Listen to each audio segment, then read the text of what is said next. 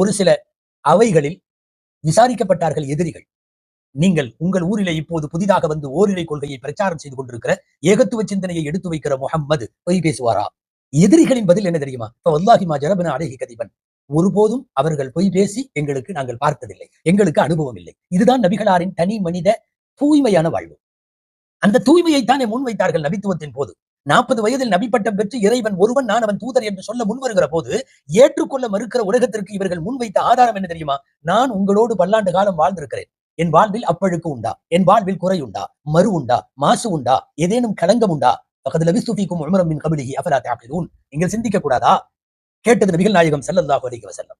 பொதுவாக தலைவர்கள் ஊருக்கு சொல்லுவார்கள், சொந்த வீட்டில் நடக்காது, சொந்த வாழ்வில் நடக்காது. ஊருக்கு சொல்வது ஒன்றும் சொந்த வாழ்வு வேறொன்றுமாய் சொல்லும் செயலும் வேறு வேறாய் வாழ்ந்த தலைவர்களுக்கு இடையில் வாழ்வும் வாக்கும் ஒருமித்த தலைவர், சொல்லும் செயலும் ஒருங்கிணைந்த தலைவர் எம்பெருமானார் முஹம்மது ஸல்லல்லாஹு அலைஹி வஸல்லம் அவர்கள்.